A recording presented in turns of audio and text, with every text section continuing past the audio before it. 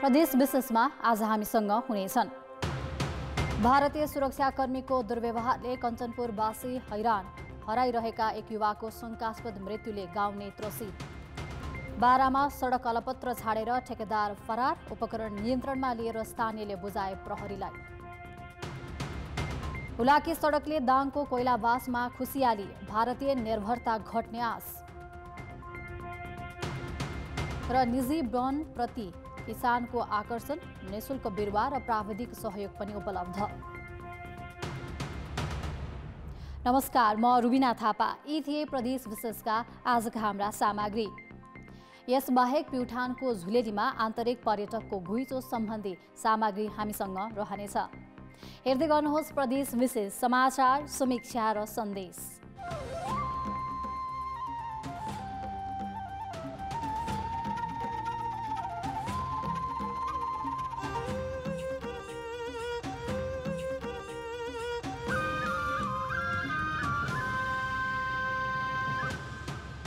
प्रदेश विशेष presented by Asian paints. Corona virus संक्रमणका कारण मृत्यु हुनेको संख्या 1307 पुगेको छ। पछिल्लो 24 घण्टामा 7 जना संक्रमितले ज्यान गुमाएका हुन्। यस्तै 1674 संक्रमित थपिएका छन्। 8100 नमुना परीक्षण गर्दा 20% भन्दा बढीमा संक्रमण पुष्टि भएको छ। थपिने मध्ये 879 जना काठमाडौँ उपत्यकाका हुन्। अहिलेसम्म संक्रमितको संख्या 2,18,000 नाघेकामा 1,93,000 भन्दा बढी निको भएका छन्। 2323 जना पछिल्लो 24 घण्टामा संक्रमणमुक्त भएका हुन्। सक्रिय संक्रमितको संख्या 24,000 छ। अब अर्को प्रसङ्ग। भारतीय सीमावर्ती कञ्चनपुरको पुनर्वासमा एक युवाको शङ्कास्पद मृत्यु भएपछि स्थानीय त्रसित भएका छन्। 10 गजा क्षेत्र नजिकै नेपाली युवाको शव फेला परेपछि उनीहरूमा त्रास फैलिएको हो। भारतीय सीमा सुरक्षा बलको ज्यादती सहँदै आएका स्थानीय घटनापछि झनै सशङ्कित भएका छन्। कञ्चनपुरको पुनर्वास त्यही क्षेत्र हो जहाँ 3 वर्ष अघि नेपाली युवा गोविन्द गौतमको भारतीय सुरक्षाकर्मीको गोली प्रहारबाट मृत्यु भएको थियो। यस क्षेत्रमा भारतीय सीमा सुरक्षा बल एसएसबी र स्थानीय नेपाली बीचको विवादले पटक पटक तनाव हुँदै आएको छ। 10 गजा क्षेत्रमै फेरि 35 वर्षीय शिवलाल राणाको रहस्यमय मृत्यु भएको छ। 3 दिनदेखि हराइरहेका राणा बिहिबार 10 गजा नजिकको भारतीय जङ्गलमा मृत भेटिएका थिए। परिवारका सदस्य तथा गाउँलेले उनको हत्या भएको र त्यसमा भारतीय सीमा सुरक्षा बलको संलग्नता हुन सक्ने आशंका गरेका छन्। रातभरि आउनु भएन, त्यसपछि हामी कहाँ गयो दाइ भनेर खोज तलास गर्न थाल्यौँ। म चाहिँ यहीँ थिएँ, दाजु चाहिँ साथीहरूलाई लिएर खोज तलास गर्न गयो। त्यसपछि त्यहाँ जङ्गलभित्र रहेछ दाजाको लास। राणा छातीमा गम्भीर चोट लागेको अवस्थामा मृत भेटिएका छन्। उनको छातीको खत गोलीको भएको प्रहरीको अनौपचारिक स्रोतबाट जानकारी प्राप्त भएपछि औपचारिक पुष्टि भएको छैन। एसएसबीको गोली प्रहारबाट राणाको ज्यान गएको गाउँलेको आरोप छ। सीमा क्षेत्रमा भएको यस घटनाले स्थानीय थप त्रसित छन्। धेरै हुन्छ कि यस्तो सीमामा वाद विवाद भइरहेको छ। कहिले यहाँ हाम्रो नेपालमा दोँदामा आएर ट्र्याक्टर समातेर लगिदिने, खाली ट्र्याक्टर लगेर अनि त्यहाँ खाद हालेर डिजलको क्यान राखेर अनि यसले यस्तो यस्तो सामान लाग्दै थियो भनेर आरोप लगाउने, अनि यस्तो कैयौँ भइरहेको छ यता बर्डरमा। तर यसलाई हाम्रो यहाँ जनप्रतिनिधि छन्, अब त्यहाँ नगरपालिका आइसकेको छ, केन्द्र सरकार पनि छ। अब त्यहाँ माथिदेखि यहाँ चाहिँ अलि हेरिदिनु पर्ने के समस्याहरू हामीलाई गाह्रो भइरहेछ। नेपालीलाई पुलिस, इन्डियाको पुलिसहरू हेप्छन् धेरै जसो, हामीलाई ऊ गरिब भनेर त्यसै ऊ गर्छन्, यताउता लखेड्छन्। अनि अब त्यसै ऊ गरिदियो, लफडा इन्डियाको हो त्यो। सीमा विवाद समाधान नहुँदा यस क्षेत्रमा पटक पटक समस्या दोहोरिँदै आएको छ। आफ्नै नाममा जग्गा पूर्जा हुँदा पनि स्थानीयले टेक्न पाउँदैनन्। कतिपय बेला त एसएसबीले नेपालतिरै आएर कुटेको सम्मका घटना भएका छन्। यिनै कारण स्थानीय सधैँ जसो त्रासमा हुन्थे भने यो घटनाले झनै भय सिर्जना गरेको छ। यो त सङ्घीय सरकारकै मातहतमा दुई देशको बीचको कुरा भएको हुनाले पनि होइन, छिटो पहल गर्नुपर्छ र धेरै विवादित भएको ठाउँमा एउटा बाटो हो जहाँ विवादित भएको छैन, सामान्य विवाद छ होइन, त्यहाँनिर त छिटै सरकारले पनि होइन छिटै यसलाई टुङ्ग्याउनुपर्छ र यसको सधैँभरिको लागि यसको समाधानको उपाय यो मात्रै हो। भारतीय सुरक्षाकर्मीको दुर्व्यवहार त नियमित जस्तै भइसकेको पुनर्वासका बासिन्दा बताउँछन्। घरमै आएर अनावश्यक खानतलासी गर्ने गरेपछि स्थानीयले प्रतिरोध गर्दै आएका थिए। अहिले भएको घटनाको तथ्यगत छानबिन सहित यहाँ देखिँदै आएको समस्याको दीर्घकालीन समाधानका लागि स्थानीयले सरकारसँग माग गरेका छन्। कान्तिपुर समाचारका लागि क्यामेरामा सुदीप थापाका साथमा महेन्द्र बम, पुनर्वास, कञ्चनपुर। भारतीय सीमा क्षेत्रमा पटक पटक भइरहेका यस्ता आपराधिक घटनाप्रति नेपाली सुरक्षा निकाय गम्भीर हुनै पर्छ। सडक कालोपत्रे गर्न जिम्मा पाएका ठेकेदार 1 वर्षदेखि सम्पर्कविहीन भएपछि बाराको पचरौतामा सडक निर्माण रोकिएको छ। ठेकेदार खोजी गरेर काम पूरा गराउन सरकार समेत जिम्मेवारीबाट पन्छिएको छ। बाराको पचरौता नगरपालिकाको पकडियादेखि बेलदारी हुँदै भारतीय सीमा जोड्ने 4200 मिटर लामो यो सडक कालोपत्र गर्न सडक डिभिजन हेतौडाले 2072 असारमा ठेक्का लगाएको थियो। 4,26,88,000 रुपैयाँमा जेभीमा डीएस र मुन्ना कन्स्ट्रक्सनले ठेक्का साकार गरेका थिए। कालोपत्रे गर्न ठिक्क अवस्थामा रहेको सडक 1 वर्षदेखि अल्पत्र छ। यहाँको जनताले धेरै पीर मार्का दुःख भोगेर बाटो विस्तार गराएको छ।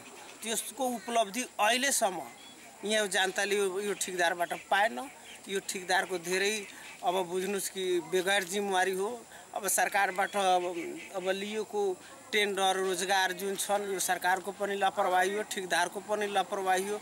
यस्तो ठेकेदारले अहिलेसम्म केही कारवाही खाएको छैन। नगरपालिकाले कालोपत्र गर्नका लागि पटक पटक ठेकेदारलाई पत्रचार गरेको छ।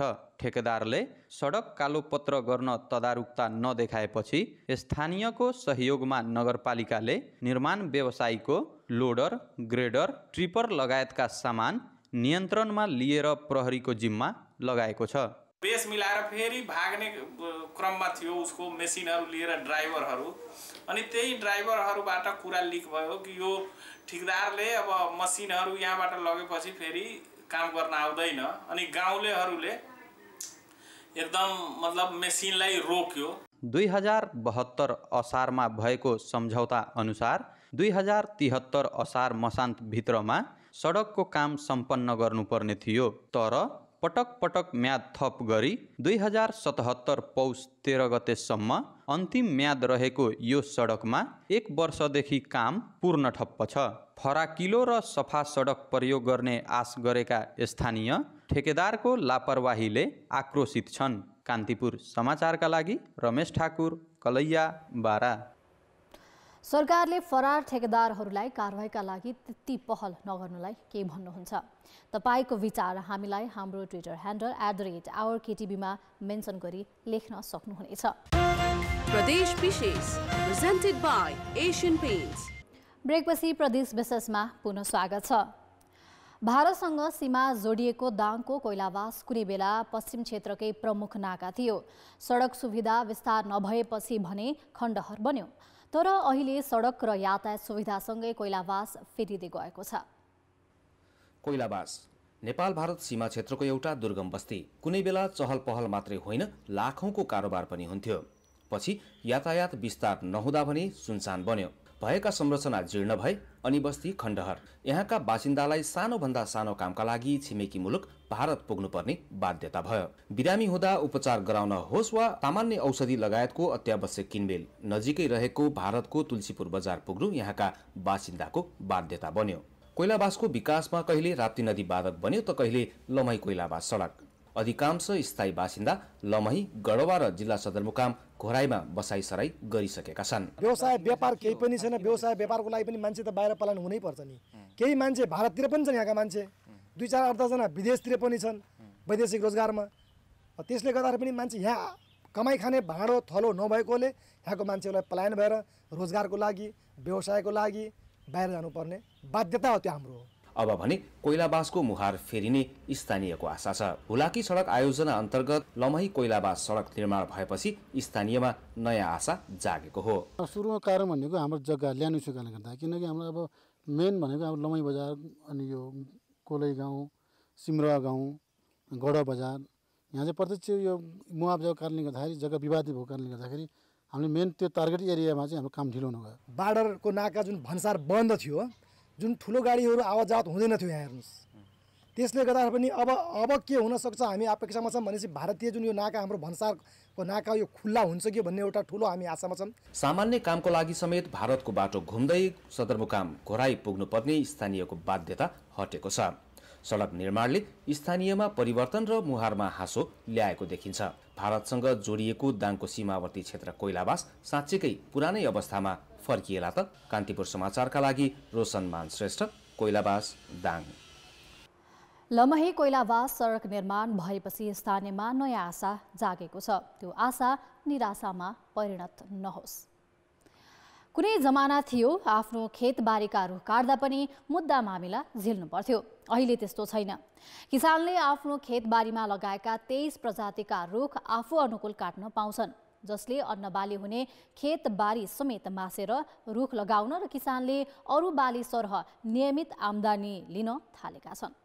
अन्नबालीबाट जस्तै वन पैदावारबाट फाइदा लिन सकिने भएपछि अहिले तराईका धेरै किसानहरूले धान खेतीलाई वनमा परिणत गरेका छन्। पहाडका बारीमा समेत बिरुवा हुर्कदैछन्। बिरुवा रोपेको 4 वर्षपछि हाँगालाई दाउराको रूपमा बेच्न सकिन्छ। 10 देखि 15 वर्षमा रुख बिक्री गर्दा 1 बिघा जग्गामा रोपेको वनले 1 करोड बढी आम्दानी दिन्छ, जुन आम्दानी अन्य बालीको भन्दा धेरै हुने वनपालक किसानको भनाइ छ। अरू खेतीहरू गऱ्यो भने 20,000 वार्षिक रूपमा एउटा धान गर्दा 15 वर्षको कति हुन्छ? 2,40,000। 2,40,000 मूल्य 15 वर्ष गुजार्छ भने यसबाट एकैचोटि 1 करोड रुपियाँको आम्दानी हुन्छ। व्यक्तिको आफ्नो स्वामित्वमा रहेको जग्गामा भएको वन पारिवारिक निजी वन हो। नेपालमा 2060 देखि पारिवारिक निजी जग्गामा रुख फाल्ने अभियान सुरु भएको हो। लुम्बिनी प्रदेशमा 904 सहित देशभरमा 3,753 निजी वन छन्। त्यसले 10 लाख हेक्टर क्षेत्रफल ओगटेको छ। वन ऐन 2077ले डिभिजन वन कार्यालयमा दर्ता हुने निजी वनलाई स्थानीय तहमा दर्ता गर्ने अधिकार दिएको छ। वन कार्यालयको इकाइ स्थानीय तहमा बस्ने र त्यसले नै रुख काट्ने र बिक्री वितरणको स्वीकृति दिने प्रावधान छ, जसले किसानलाई कृषि वनप्रति आकर्षित गरेको छ। वृक्षारोपण गरे, बिरुवा रोपे, त्योबाट फाइदा भयो। अर्को त्यो घुसुवा बाली लगाउने, नगदे बाली लगाउने, त्यसमा अदुवा, बेसार तपाईँको चाहिँ कृषि वनको अवधारणा लिएर आए। त्यसले गर्दा त्यो चिजहरू चाहिँ उनीहरूलाई त्यो फाइदा भयो भने तेस्रो कुरा के हो भने जुन हिजो ठेकादारले चाहिँ यो तिम्रो काठ बेच्न पाउँदैन, जिल्ला वन कार्यालयले लिँदैन भनेर जो सस्तो मूल्यमा लिने गरेको थियो, अहिले चाहिँ त्यो पैसा चाहिँ उनीहरूले बार्गेनिङ गर्ने आधारहरू तयार भएको छ। निजी जग्गामा लगाएको भए पनि साल, साज, ओखर, पाँचौले र जटामासी लगायत केही प्रजातिका रुख व्यक्तिगत रूपमा कटान गर्न प्रतिबन्ध छ। आँप, लहरे पिपल, निम, सिसो, टिक, कदम, मसला, टुनी, बबुल, काब्रो लगायतका 23 प्रजातिका रुख भने अन्य बाली काटे सरह काट्न पाइन्छ। आफ्नो स्थानीय तहभित्र तिनका काठदाउरा ओसार पसार गर्दा पनि छोटपुर्जी लिनु पर्दैन। वनप्रति किसानको चासो बढेसँगै पारिवारिक निजी वन प्रबन्धनका लागि वन मन्त्रालयले माग र आवश्यकताका आधारमा निशुल्क बिरुवा र प्राविधिक सहयोग उपलब्ध गराउन थालेको छ। हामी बिरुवाहरू उपलब्ध गराउने र त्यो बिरुवाहरू उपलब्ध गराएर उनीहरूले गरेको खेती सङ्कलन गरेर बेच्ने मामलामा पनि हामी सहयोग गर्ने, उनीहरूलाई फेसिलिटेट गर्ने। वन तथा वातावरण मन्त्रालयको तथ्याङ्क अनुसार गत आर्थिक वर्षमा देशभरमा 1 करोड 80 लाख क्युफिट काठ उत्पादन भएको थियो, जसमा निजी वनको काठ 1 करोड 20 लाख क्युफिट थियो। तथ्याङ्क विभागको पछिल्लो तथ्याङ्क अनुसार 38,31,093 जनाको निजी पारिवारिक वन छ। अन्य बाली सरह रुखको बिमा हुने, बैंकमा धितो राख्न पाउने र सहज रूपमा अर्को स्थानीय तहमा लैजान सकिने हो भने अझ धेरै पारिवारिक निजी वन बढाउन, वन क्षेत्र जोगाउन र वनबाट फाइदा लिन सकिने थियो कि? कान्तिपुर समाचारका लागि बाँकेबाट सविता जीसीका साथ स्वस्तिक श्रेष्ठ र अमृता अनमोल, बुटबल, रूपन्देही। अन्य बाली सरह तोकिएका प्रजातिका रुखहरूको व्यवसाय गर्न सहज हुने हो भने निजी वनका किसानहरू अझ लाभान्वित हुनेछन्। प्रदेश विशेष प्रेजेन्टेड बाय एशियन पेन्ट्स। ब्रेकपछि प्रदेश विशेषमा पुनः स्वागत छ। धनञ्जय गोत्रीय भण्डारीको ऐतिहासिक तपोभूमि मानिने प्युठानको झुलेनी पछिल्लो समय आन्तरिक पर्यटकको रोजाइ बनेको छ। धनञ्जय ऋषिले झुलेनीमा आई बसोबास गरेको र उनीहरूकै सन्तानको रूपमा भण्डारी थरको विस्तार भएको यस क्षेत्रमा अहिले आन्तरिक पर्यटकको सङ्ख्या वृद्धि हुँदै गएको छ। धनञ्जय ऋषिले बसोबास गरेको झुलेनी अहिले आन्तरिक पर्यटकको मुख्य केन्द्र बन्दै गएको छ। प्युठानको झुलेनीमा धनञ्जय ऋषिले बसोबास गरेको र पछि उनका सन्तान विस्तार हुँदै गएको किम्वदन्तीमा उल्लेख छ। धनञ्जयका सन्तान अन्यत्र बसाइसरे गए पनि यस क्षेत्रमा धनु र मनु दुई भाइ बसोबास गरेको र अहिलेका भण्डारीहरू उनैका सन्तान रहेको किम्वदन्ती छ। त्यसैले भण्डारीले झुलेनीलाई ऐतिहासिक ठाउँका रूपमा लिँदै आएका छन्। 2224 राज्यका पालामा लुप्लुङ झुलेनीमा बसोबास गरेका भण्डारीका पुर्खा धनु र मनुले तत्कालीन समयमा भित्रीकोटका राजालाई उपहार चढाउन जाँदा राजाको आदेश अनुसार उपहार राजाको भण्डारमा राख्न कपडा नफेरी भण्डार प्रवेश गरेको भन्दै सजाय स्वरूप थर परिवर्तन भई धनञ्जय ऋषिबाट भण्डारी भएको किम्वदन्तीमा उल्लेख छ। धनञ्जय ऋषि आएर त्यो झुलेनी भन्ने ठाउँमा आएर बसेको र उनैका सन्ततिहरू विस्तार हुँदै जाँदाखेरि अब विभिन्न ठाउँमा अहिले रिजालहरू पनि हुनुहुन्छ, भुषालहरू पनि हुनुहुन्छ, जो धनञ्जय गोत्रीय समाज अथवा धनञ्जय गोत्रीय मानिसहरू जति पनि हुनुहुन्छ उहाँहरू त्यहीबाट नै विस्तार भएको भनेर चाहिँ हामीले पाउँछौँ। धनञ्जय ऋषिका सन्तानको आदर्शिला मानिने झुलेनी अहिले पर्यटकको रोजाइको केन्द्र बन्दै गएको छ। प्युठान नगरपालिकामा रहेको झुलेनीमा अहिले धनञ्जय ऋषि र बिन्दवासिनी देवीको मन्दिर छ। त्यस्तै त्यहाँ ऐतिहासिक झुलेनी पोखरीको स्तर उन्नति गरिएको छ। झुलेनीमा शिवधुरी पहाड पनि छ। उक्त पहाडलाई अहिले गोल पार्कको रूपमा विकास गरिएको छ भने यसलाई सेल्फी डाँडाको रूपमा लिने गरिन्छ।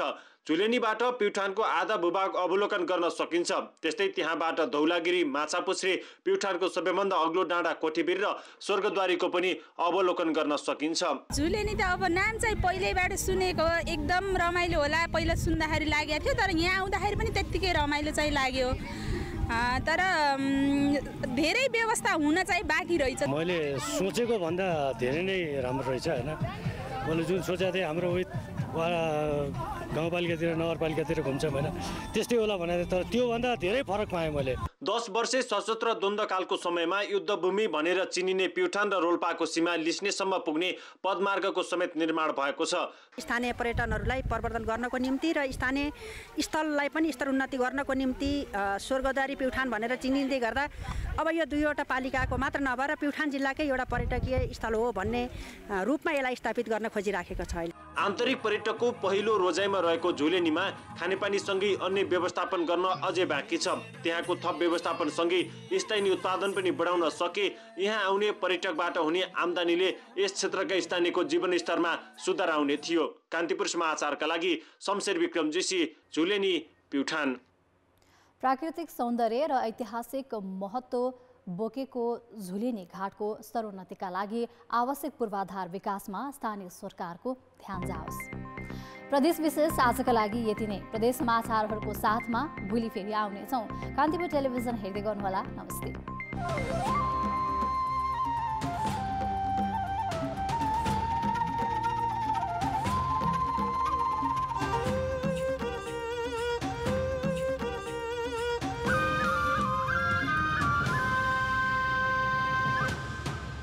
प्रदेश विशेष।